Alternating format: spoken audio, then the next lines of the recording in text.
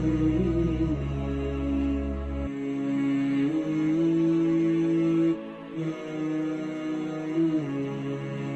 یہ دنیا سیمپل بک کی طرح ہے، اس نے ہم نے جو نعمتیں اللہ تعالیٰ کی دیکھنی تھی، ہم نے ان کو حاصل کرنے کے لیے کوشش کرنی تھی کہ یا اللہ یہ تیری دنیا کی کتنی خوبصورت چیز ہے۔ اب یہ دنیا کی خوبصورت چیزیں دیکھ کر، یہ دنیا کے محلات، دنیا کی نعمتیں دیکھ کر ہم نے اس دنیا میں رہتے ہوئے وہ آخرت کے لیے محل اور گھر بنوانے تھے اور آخرت کے لیے وہ نعمتیں اکٹھی کرنی تھی۔ اس واسطے کہ سیمپل بک محض تصویر ہوتی ہے، وہ حقیقت نہیں ہوتی۔ تو یہ دنیا حقیقت نہیں ہے، یہ دنیا سیمپل بک کی طرح ہے۔ اس میں جو نعمتیں ہم نے دیکھنی ہیں ان کو اپنی آخرت کے لیے ہم نے اکٹھا کرنا ہے، آخرت کے لیے تیار کرنا ہے۔ محض تمنا سے کوئی چیز حاصل نہیں ہوتی۔ اگر میں کہوں کاش میرے پاس ایک خوبصورت گھر ہوتا، تو کہنے سے گھر نہیں بن جائے گا۔ محض تمنا سے کوئی چیز حاصل نہیں ہوتی، بلکہ اس کے لیے کوشش کرنی پڑتی ہے، اس کے لیے دن رات ایک کر کے وہ چیز حاصل کرنے کے لیے اپنے معاملات، اپنے اسباب اور اپنی چیزیں بروئے کار لا کے اس چیز کے حصول کے لیے انسان کوشاں ہوتا ہے۔ تو اسی طرح سے محض اتنا کہنے سے کہ میں جنتی ہوں، مجھے جنت مل جائے گی، کاش میں جنتی بن جاؤں، تو صرف کہنے سے نہیں ہے، بلکہ زندگی عمل سے بنتی ہے۔ جب کہنے کے ساتھ، محض دعوے کے ساتھ نہیں، بلکہ دعوے کے ساتھ جب دلیل جوڑ لیں گے، اس دعوے کے لیے کوشش کرنا شروع کر دیں گے، تو کیا ہوگا؟ اس چیز کے حصول میں آسانی ہو جائے گی۔ تو اللہ رب العزت نے ان 11 آیات میں وہ 7 علامات اور نشانیاں بیان فرمائی ہیں کہ جو انسان اس دنیا میں رہ کے کوشش کر کے اپنے اندر جمع کر لیتا ہے، تو اللہ تعالیٰ ارشاد فرماتا ہے کہ ہم پھر جنت الفردوس کا اس بندے کو وارث بنا دیتے ہیں۔ وہ علامتیں کیا ہیں جس کا آغاز اللہ رب العزت نے لفظ قد کے ساتھ فرمایا؟ لفظ قد تحقیق کے لیے آتا ہے۔ اللہ تعالیٰ کا فرما دینا کسی بات کو یہی کافی ہے، لیکن یہ تسلی کے لیے ہمارا جو طرز کلام ہے اس کا لحاظ رکھ کر اللہ رب العزت ارشاد فرما رہا ہے قد افلح المؤمنون۔ ارشاد فرمایا کہ تحقیق بے شک مومن دنیا اور جہان میں دونوں، یعنی اس دنیا میں بھی اور اگلے جہان میں بھی بامراد ہو گئے۔ فلاح کا لفظ ایسا خوبصورت لفظ ہے کہ جو دنیا اور آخرت کی کامیابی کے اوپر بولا جاتا ہے۔ یعنی اللہ تعالیٰ جس بندے کو فلاح عطا فرما دے گا تو اس فلاح کا مطلب یہ ہے کہ اس کی دنیا بھی بھلی ہو گئی ہے، اس کی آخرت بھی بھلی ہو گئی ہے۔ اس واسطے اس مناسبت سے اس کا ترجمہ وہ یہ ہے کہ وہ مومن دنیا اور آخرت میں بامراد ہو گئے۔ اب کون سے مومن بامراد ہو گئے؟ ارشاد فرمایا الذین ھم فی صلاتہم خاشعون، جو اپنی نمازوں میں عجز و نیاز سے کام لیتے ہیں، خشوع خضوع سے کام لیتے ہیں۔ ارشاد فرمایا وہ بندہ مومن وہ کامیاب ہو گیا ہے۔ اب نمازوں میں خشوع خضوع یہ کیا ہے؟ 2 لفظ ہیں، ایک لفظ ہے خضوع، ایک ہے خشوع۔ خضوع کا معنی ہوتا ہے کہ جو جسم کا ظاہر ہے، ظاہری اعضاء ہیں، ان کو اللہ کے لیے جھکا دینا، اس کو کہتے ہیں خضوع۔ اور دوسرا لفظ ہے خشوع۔ خشوع کا معنی ہوتا ہے کہ اپنے دل کو بھی اللہ کی جانب متوجہ کر لینا۔ یعنی بندہ نماز پڑھنے کے لیے کھڑا ہے تو اس انداز میں کہ اس کی ساری توجہ اپنے مالک کی طرف ہو، یعنی ہر چیز سے کٹ جائے، بس صرف اللہ کی ذات کی طرف اس کی توجہ ہو جائے۔ تو ایک تو دل کی توجہ، دوسرا کیا ہے کہ ظاہری اعضاء ان سے بھی عاجزی ٹپک رہی ہو اور وہ بھی اللہ تعالیٰ کی جانب متوجہ ہوں۔ یعنی جس کا مطلب یہ بنتا ہے کہ بندہ اس طرح سے نماز اپنی خوبصورت بنا سکتا ہے کہ نماز میں جو کچھ تلاوت کر رہا ہے یا جو کچھ ذکر کر رہا ہے، جب اس کا معنی مفہوم سمجھنے کی کوشش کرے گا، اس کا معنی مفہوم آتا ہوگا، اس میں توجہ کرتا جائے گا اور آگے بڑھتا جائے گا نماز میں، تو یہ کیا ہوگا، انسان کی توجہ جب اللہ تعالیٰ کی جانب ہو جائے گی تو اس کی نماز میں خشوع خضوع پیدا ہوتا جائے گا۔ اور خشوع خضوع اس کو لازم ہے کہ انسان نہ تو نماز پڑھتے ہوئے ادھر ادھر دیکھے، نہ دائیں بائیں اس کی نظر جائے، نہ اپنے سامنے کسی چیز کو دیکھے حالت نماز میں کھڑا ہوا، نہ اپنے کپڑوں کے ساتھ کھیلے، نہ اپنے جسم کے ساتھ کھیلے، بلکہ پورے آداب کو ملحوظ رکھتے ہوئے نماز میں سراپائے ادب بن کے کھڑا ہو۔ نبی کریم صلی اللہ علیہ وسلم نے ایک شخص کو نماز پڑھتے ہوئے دیکھا۔ حضرت ابو ہریرہ رضی اللہ تعالی عنہ نے اس حدیث پاک کو روایت کیا، تو وہ شخص اپنی داڑھی کے ساتھ کھیل رہا تھا۔ جب نبی کریم صلی اللہ علیہ وسلم نے دیکھا تو ارشاد فرمایا، اگر اس شخص کے دل میں خشوع ہوتا تو فرمایا اس کے ظاہری اعضاء سے بھی خشوع کا اظہار ہوتا۔ تجھے نبی کریم صلی اللہ علیہ وسلم کا فرمان رہنمائی کر رہا ہے کہ جب بندے کی قلبی توجہ اللہ کی جانب نہیں ہوتی پھر کیا ہوتا ہے، اعضاء اس سے ایسی حرکات اور ایسی چیزیں سرزد ہوتی ہیں کہ جو خشوع خضوع کے منافی ہوتی ہیں۔ لہٰذا اپنا دل بھی نماز پڑھتے ہوئے اللہ کی جانب متوجہ کر لینا اور اپنے اعضاء کو بھی اللہ تعالیٰ کی جانب متوجہ کر لینا، یہ کیا ہے، خشوع خضوع ہے۔ اور اللہ رب العزت نے مومنوں کی یہ ایک صفت بیان کی ہے، فرمایا کہ جو ان 7 صفات میں سے اس ایک صفت کو اپنا لے گا، اس کے اندر یہ صفت بھی پائی جائے گی، تو فرمایا اللہ رب العزت اسے فردوس اعلیٰ عطا فرما دے گا۔ تو اس واسطے نماز کو پورے اہتمام کے ساتھ پڑھنا، توجہ کے ساتھ پڑھنا کہ میں کیا نماز پڑھ رہا ہوں، نماز میں کیا پڑھ رہا ہوں، اور سب سے بڑی بات یہ کہ جب اللہ کے حضور کھڑا ہونا ہے تو یہ کامل تصور ہونا چاہیے کہ میں کس کی جناب میں کھڑا ہوں، کس کے دربار میں کھڑا ہوں، کس کے حضور کھڑا ہوں۔ جب بندہ یہ توجہ کر لیتا ہے تو پھر اس کی نماز خوبصورت ہوتی چلی جاتی ہے۔ اس واسطے یہ ایک تصور دیا کہ جب نماز میں کھڑے ہو جاؤ تو پھر یہ تصور کرو کہ میں رب کو دیکھ رہا ہوں۔ اگر یہ نہ بن پائے تو ارشاد فرمایا پھر یہ کہ میرا رب مجھے دیکھ رہا ہے۔ تو جب بندہ اس تصور کے ساتھ کہ میں اس کی بارگاہ میں کھڑا ہوں اور وہ میری حرکات و سکنات کو، میرے معاملات کو، دلی خیالات کو، میرا رب آگاہ ہے اور وہ سارے میرے معاملات کو دیکھ رہا ہے، جب اس تصور کے ساتھ بندہ بارگاہ خدا میں کھڑا ہوگا تو یقیناً اس کی نماز اتنی خوبصورت ہوتی جائے گی کہ پھر اس کی توجہ کسی اور جانب نہیں ہوگی، بس اللہ ہوگا اور بندہ ہوگا اور بندے کی اپنے رب کے ساتھ پھر باتیں ہوں گی۔ تو اس واسطے یہ پہلی علامت اور نشانی بتلائی کہ وہ اپنی نمازوں میں خشوع خضوع کو اختیار کرتے ہیں اور اس سے کام لیتے ہیں۔ نمبر 2، دوسری علامت اور نشانی بیان فرمائی، الذین هم عن اللغو معرضون، جو لوگ لغو باتوں سے اعراض کرنے والے ہیں۔ اب لغو کیا ہے؟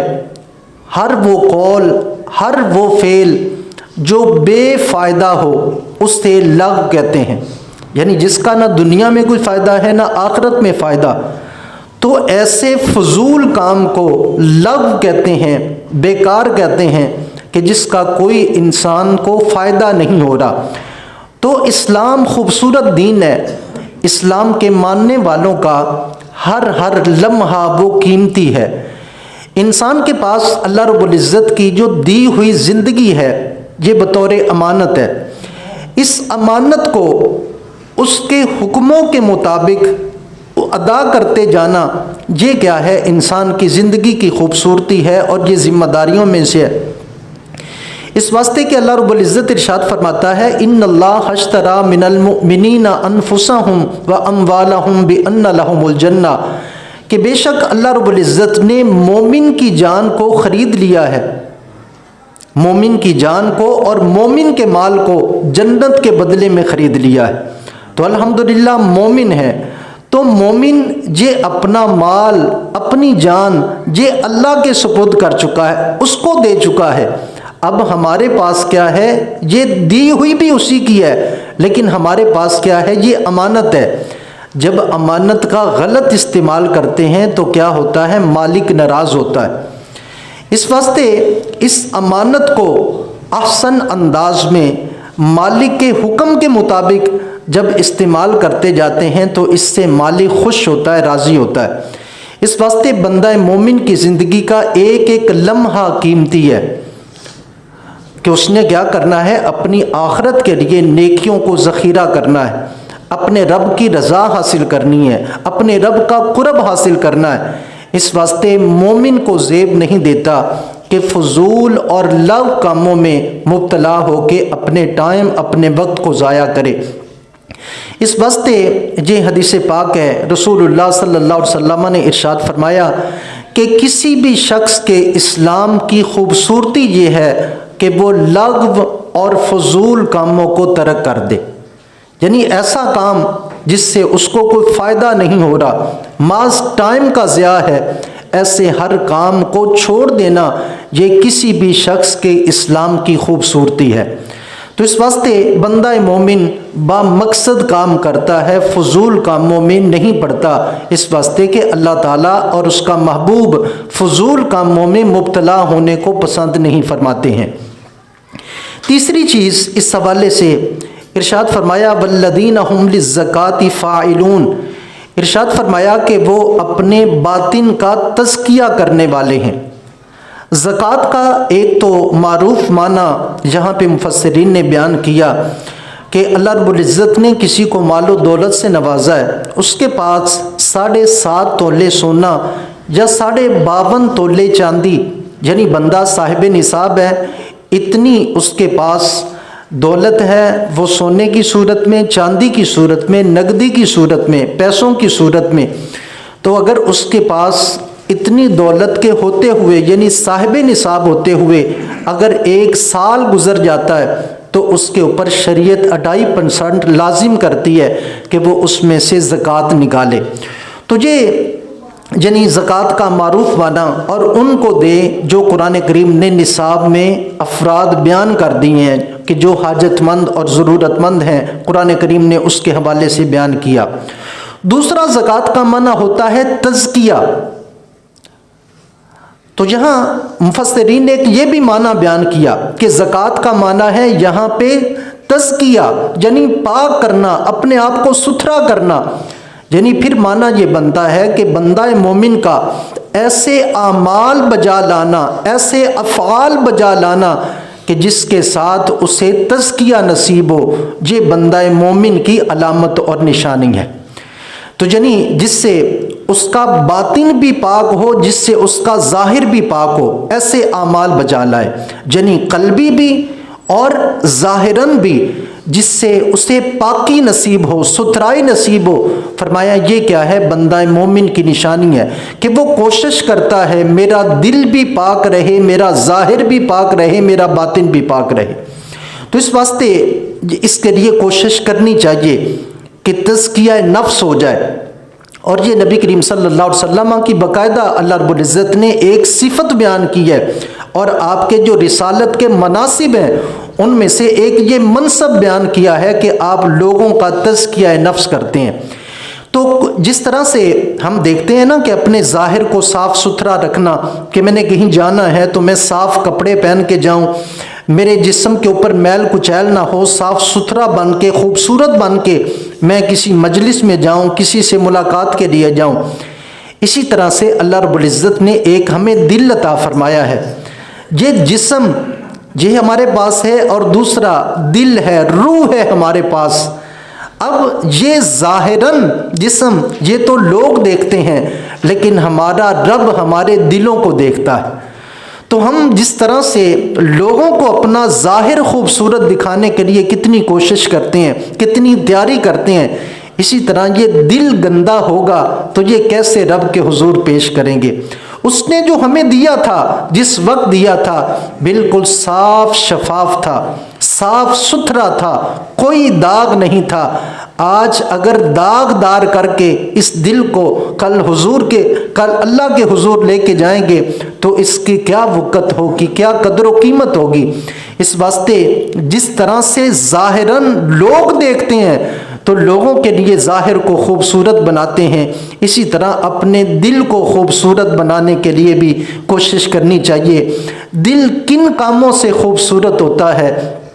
جب اس دل میں اللہ کی یاد ہوتی ہے، اس کے محبوب کی یاد ہوتی ہے، دل سے غیبت اور کینہ، حسد، بغض، اس طرح کی چیزیں جن کا تعلق دل کے ساتھ ہے، نفاق، اس طرح کی چیزیں بندہ جب دل سے نکال دیتا ہے، اسے اپنے رب کے ذکر کے لیے خالی کر لیتا ہے، تو یہ ساتھ میں جو گناہ ہو گئے اس کے اوپر نادم ہو کے اپنے آنکھوں سے آنسوؤں کا چھڑکاؤ کر کے جب سچی توبہ کرتا ہے تو یہ دل صاف ستھرا ہوتا جاتا ہے، پاک ہوتا جاتا ہے۔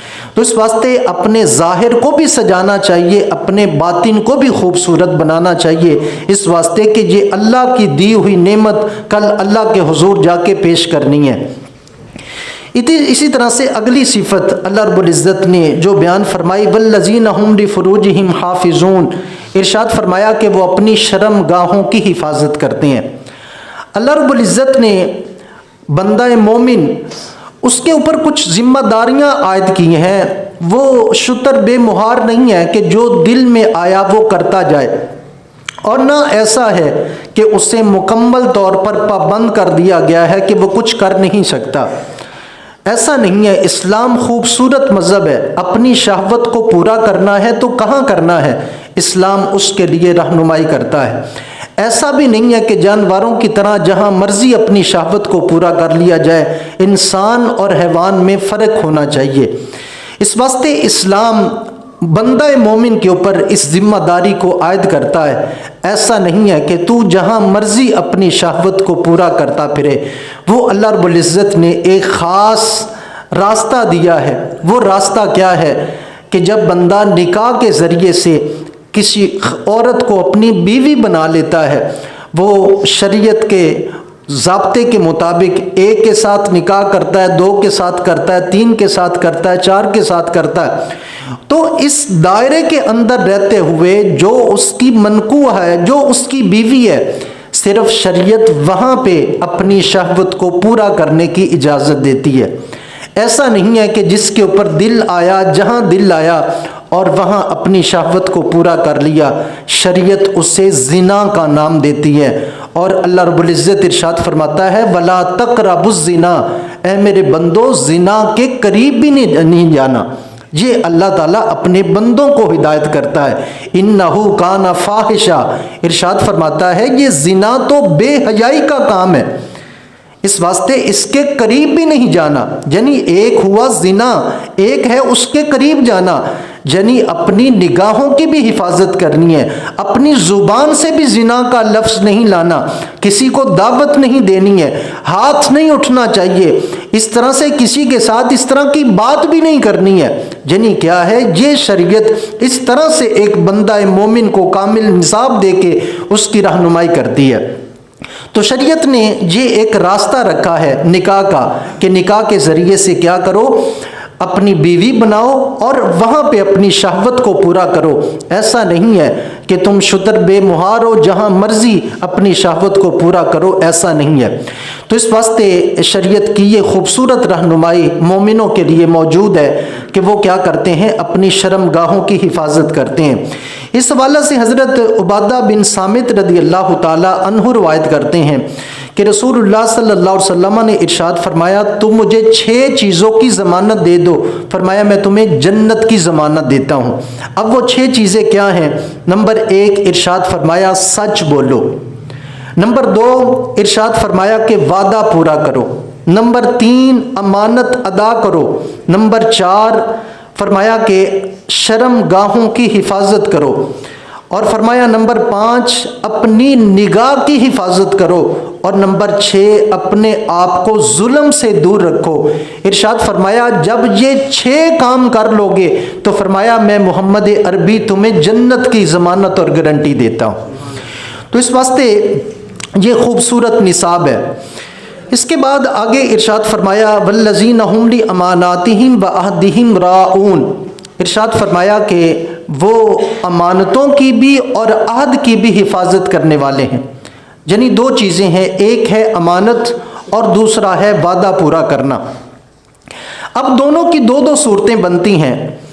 وہ وعدہ چاہے اللہ کے ساتھ کر کے آئے بندہ، اللہ کے ساتھ وعدہ ہو یا اس کے بندوں کے ساتھ وعدہ ہو، اسی طرح بندے کے پاس اللہ کی دی ہوئی کوئی شے امانت ہے یا کسی بندے نے کوئی رکھوائی ہے چیز بطور امانت، تو اگر اللہ کے ساتھ کوئی وعدہ ہے تو اس کو بھی پورا کرنا یہ بندہ مومن کی شان ہے کہ ان وعدوں کو پورا کرتا ہے۔ اسی طرح کسی بندے کے ساتھ وعدہ کر لیا تو ایسا نہیں ہے کہ وہ وعدہ ہی کیا جو وفا ہو جائے، بلکہ یہ کوشش کرنی چاہیے کہ جو زبان دیں، جو کسی کے ساتھ وعدہ کریں اس کو پورا کرنا چاہیے، اس واسطے کہ یہ نظر انداز کرنے والی شے نہیں ہے۔ اللہ رب العزت ارشاد فرماتا ہے اوفو بالعہد ان العہد کان مسئولا، کہ اپنے وعدے کو پورا کرو، کل قیامت کے دن وعدے کے بارے میں پوچھا جائے گا۔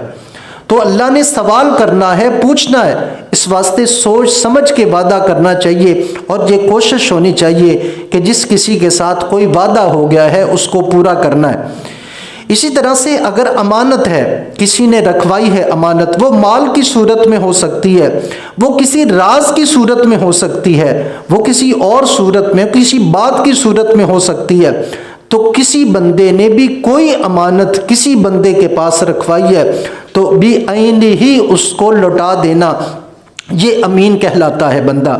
اور شریعت میں نبی کریم صلی اللہ علیہ وسلم کی جو خوبصورت تعلیم ہے کہ آپ نے اکثر موقع کے اوپر یہ خطاب فرمایا، اور بلکہ ایک حدیث پاک کا مفہوم ذہن میں آ رہی ہے کہ وہ یہ ہے کہ میری اس امت سے سب سے پہلے جو شے اٹھائی جائے گی وہ امانت ہے،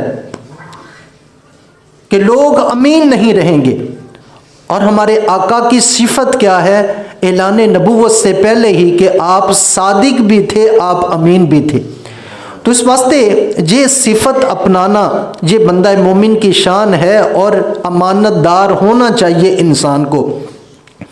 اسی طرح سے اللہ تعالیٰ کی دی ہوئی جو امانتیں ہیں، اللہ کے ساتھ کیے ہوئے ہمارے وعدے ہیں، وہ کیا ہیں؟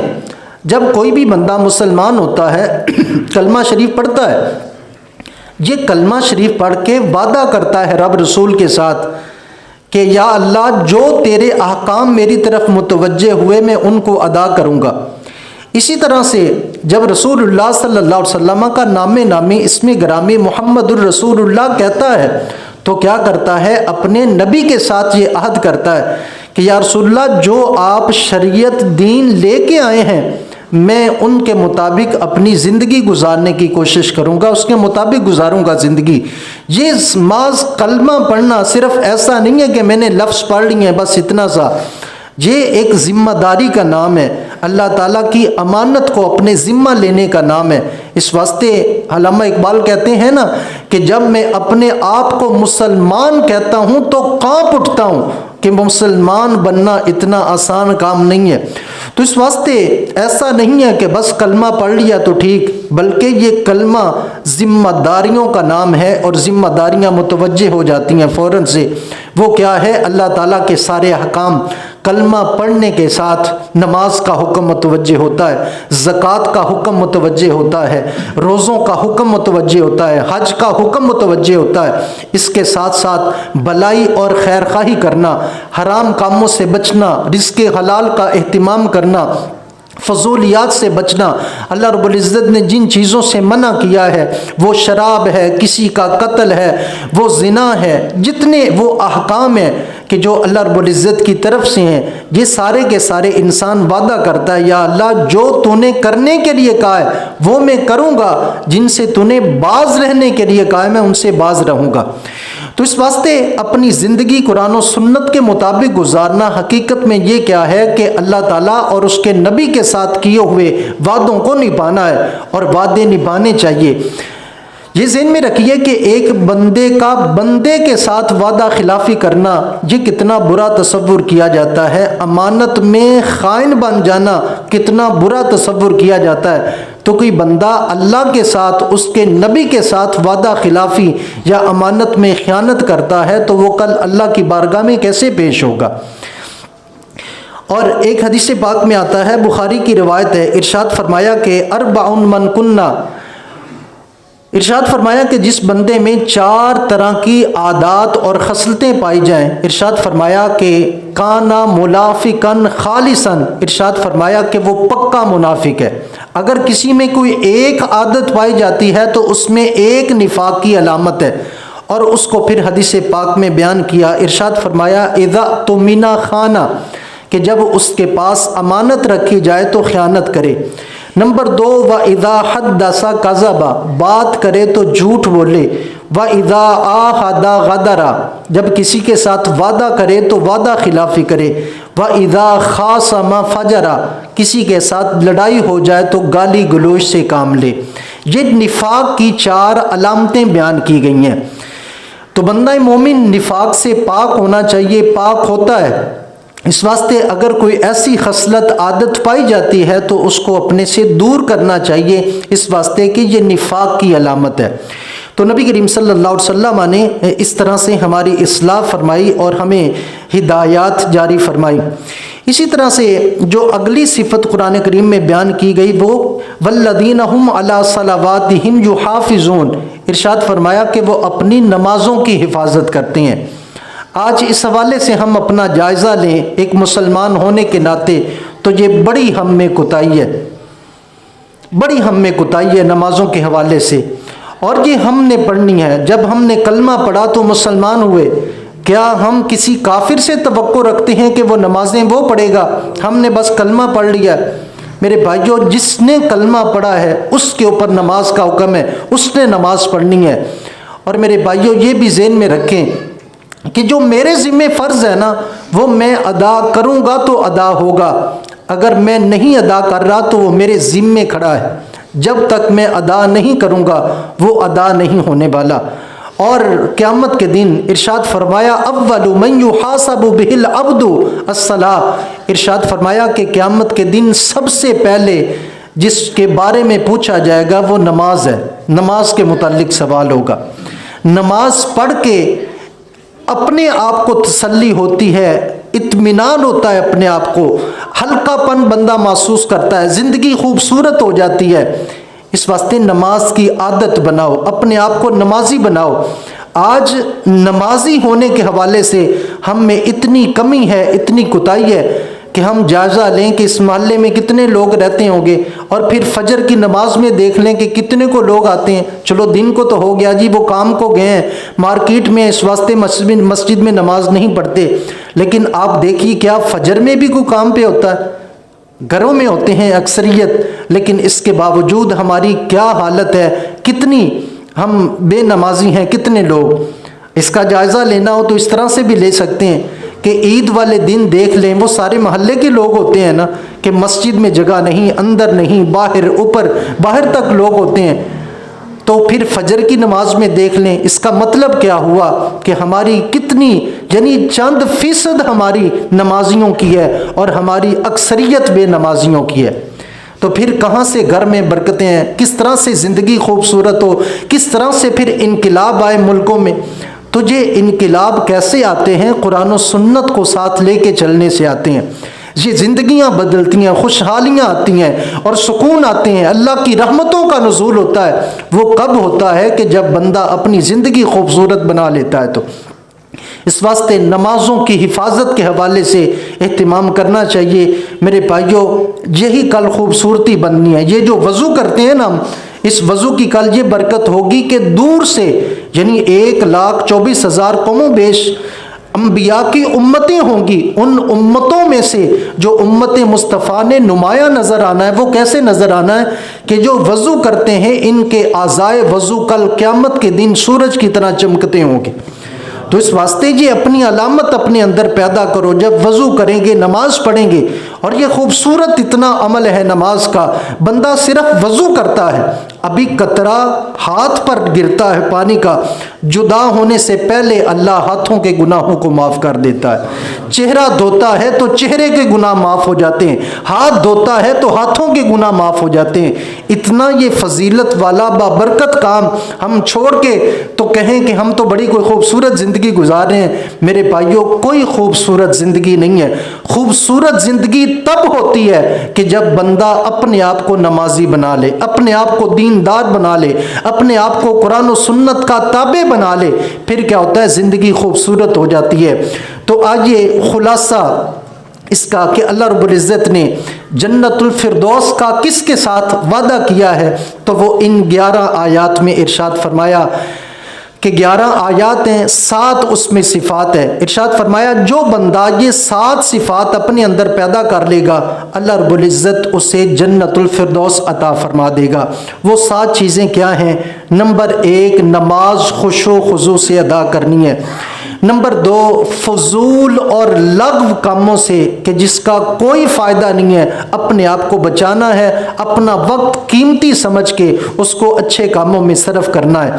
نمبر 3، تزکیہ نفس، اپنے ظاہر کو بھی پاک رکھنا ہے، اپنے باطن کو بھی پاک رکھنا ہے۔